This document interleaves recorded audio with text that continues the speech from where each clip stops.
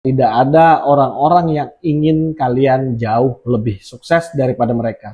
Di sini aku pengen bagikan satu fakta yang mungkin sebagian teman-teman di sini belum sadar, bahkan belum tahu. Tidak ada orang-orang yang ingin kalian jauh lebih sukses daripada mereka. Mereka ini cuman pengen kalian stuck di situ-situ aja. Tapi mereka nggak pengen kalian gagal. Mereka pengennya kalian itu tidak lebih daripada mereka. Itu fakta yang harus kalian telan gitu. Tidak ada orang-orang di luar sana yang wah kamu hebat ya, kamu bisa ini ya, kamu bisa itu. Enggak, teman. Di belakang itu mereka tuh udah ngomong-ngomongin kita, bahkan ada yang sampai pengen jatuhin kita di belakang gitu. Karena mereka tidak siap dengan kompetisi yang sangat sulit di era sekarang. Kompetisi dalam pekerjaan, kompetisi dalam bisnis, kompetisi dalam karir itu tidak semudah zaman dulu. Zaman sekarang itu sangat jauh lebih kompetitif. Karena apa? Karena instrumen media itu udah sangat besar. Kalau zaman dulu itu sangat susah untuk jadi artis. Kalau sekarang tuh kalian masuk TikTok, FYP, jadi artis gitu. Itu tuh mudah sekarang. Dulu bikin usaha, bangun pelan-pelan. Ada satu misalnya orang pintar main TikTok, tiba-tiba bikin usaha kecil-kecilan, itu boom juga gitu. Nah disitulah tingkat kompetitifnya. Nah ini yang pernah aku sampaikan juga ke teman-temanku, kalau kita harus melek terhadap teknologi ini. Karena jika kita tidak melek, maka kita akan ketinggalan gitu. Mau kamu sejago apa dulu, kamu pasti akan ketinggalan jika kamu tidak adopsi semua teknologi yang ada sekarang. Di video kali ini aku hanya ingin berbagi seputar support system di teman-teman kita, di lingkungan kita, di lingkungan keluarga. Sebanyak apa sih yang support kita? Sebanyak apa sih orang-orang tuh yang mau dukung kita gitu untuk terus gitu. Apalagi ya di industri yang sama, misalnya kalian berbisnis atau di pekerjaan yang sama, itu makanya ada istilah itu di kantor-kantor tuh banyak penjilat, segala macam. Karena sekarang orang-orang itu saling bersaing gitu. Nggak ada teman-teman yang peduli mau kalian gimana hidupnya, itu nggak ada. Karena apa? Yang mereka peduli diri mereka sendiri.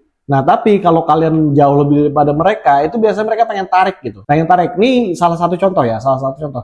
Jadi saat kalian misalnya memulai bisnis A gitu. Bisnis A, di saat kalian jalanin, kalian udah yakin dengan seyakin-yakinnya bisnis ini. Di saat kalian jalanin ternyata gagal. Nah itu nanti ada tuh orang-orang ini nih muncul. Nah kan udah aku kasih tahu kemarin, janganlah, udah balik kerja aja, udah. Nah ini tipikal orang-orang yang mau narik kamu dari zona yang sudah kamu buat sendiri gitu. Di luar kotak zona nyamanmu. Kamu tuh udah ngerakit semuanya, kamu rakit mimpimu dari kamu bikin fondasinya, dari kamu bikin tiang-tiangnya, tiba-tiba runtuh. Nah mereka cuma lihat runtuhnya, tapi dia nggak lihat effort kamu untuk bikin itu. Akhirnya udah kamu balik aja, nggak usah dilanjutin itu, udah gini aja. Nah ini yang kebanyakan di kita, makanya orang-orang itu sangat takut untuk berbisnis, takut untuk memulai sesuatu hal yang baru. Karena apa? Tidak ada dukungan dari keluarga, tidak ada dukungan dari teman-teman, tidak ada dukungan dari bahkan ya sahabat sekalipun. Karena kadang persahabatan juga begitu, nggak pengen kita jauh lebih daripada mereka. Bahkan ya kalau temen ini mulai bisnis tiba-tiba gagal, karena tidak ada yang senang kalau kita tuh jauh lebih berhasil daripada orang itu gitu. Dan ini fakta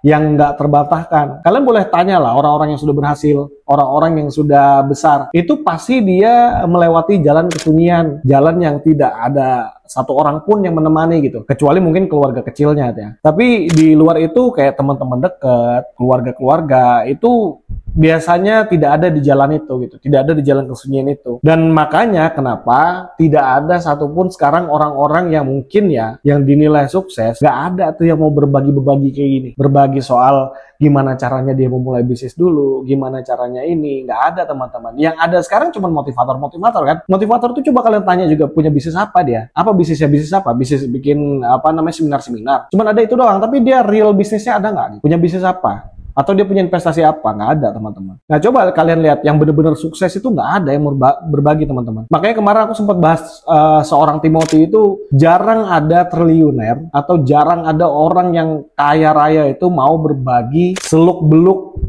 dia menjalani hidupnya gitu. Nggak ada yang mau berbagi teman-teman. Kalau bisa ya udah kaya sendiri, udah biarin aja tuh, gak usah ditolongin. Ya kalau ditolongin juga ya kasihlah duit seadanya gitu. Ya teman datang, bro butuh pinjem duit dong, ya udah nggak apa-apa nih ada. Gak usah pinjem, ambil aja. Itu ada. Tapi mau nggak mereka? Ini, ayo aku bantuin. Mau bikin apa? Ayo. kita bikin. Nggak bakal. Nggak bakal, itu nggak ada bro. Orang kayak gitu tuh nggak ada. Karena itulah faktanya. Karena di zaman dulu, saat mereka merintis, saat mereka sakit-sakitan, menghadapi semua hal di depan jalan itu nggak ada yang satupun yang mau bantuin gitu. Nggak ada yang peduli, nggak ada yang mau care, bahkan support gitu loh. Karena itu faktanya, teman-teman ini pengennya itu kita nggak keluar dari zona nyaman kita, pengennya kita masih di situ-situ aja gitu. Sama-sama di situ. Karena mereka nggak pengen ketinggalan, tapi mereka ini takut untuk memulai gitu. Mereka ini takut untuk memulai, untuk mencoba, tapi mereka nggak mau kalian tinggalin gitu loh. Kalian misalnya jauh lebih maju, nah ya teman-teman nggak mau kalau kalian lebih maju duluan. Sama-sama aja yuk gitu. Mati sama-sama gitu. Nggak mau berpisah dari lingkaran itu. Nah, sedangkan kalian kalau untuk merubah hidup, percayalah teman-teman, kalian harus keluar dari zona nyaman itu. Zona nyaman yang kalian anggap sekarang, wah aku udah enak kok. Gaji misalnya udah 10 juta, gaji udah enak, udah kerja tiap hari, dari jam 9 ke jam 5, nanti dapat THR, nanti dapat ini, dapat itu. Coba kalian lihat nanti, kalau kalian mau pensiun, kalian mau ngapain?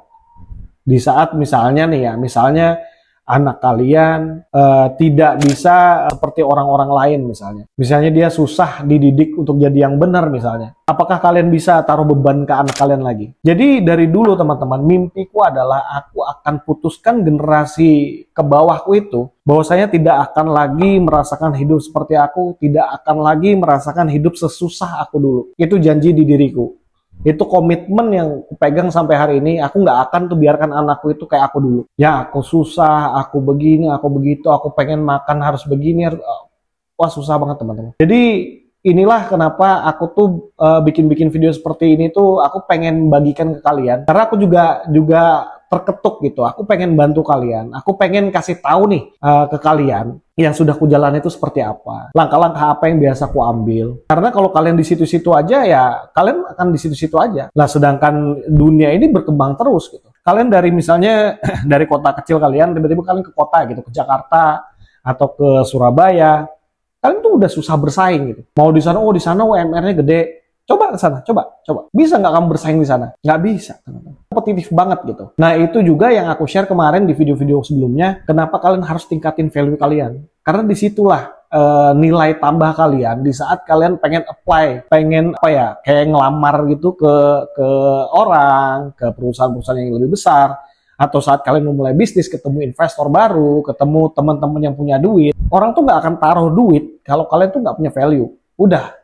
Titik. Karena yang dilihat orang itu bukan bisnis plan. Ya bisnis plan tuh bagian terakhir lah. Bukan bisnis plan, bukan kantormu di mana, bukan ini, bukan itu, bukan mobil apa yang kamu pakai, bukan sepeda motor apa yang kamu pakai, bukan. Tapi yang dilihat mereka adalah kamu. Kamu tuh punya value atau enggak. Nah, disitulah aku bilang kompetisinya tuh dimulai. Kalian harus tingkatkan terus value kalian. Karena apa? Biarkanlah teman-teman kalian itu mau tarik kalian gimana-gimana ya. Kalian go ahead, kalian tetap berjalan di tracknya, capek dikit gitu, ya udah ke pinggir sebentar, bolehlah ngopi, nyebat dulu boleh, balik lagi ke tracknya, kalian fokus terhadap tujuannya dan selamat berjuang dan sampai jumpa di puncak kesuksesan.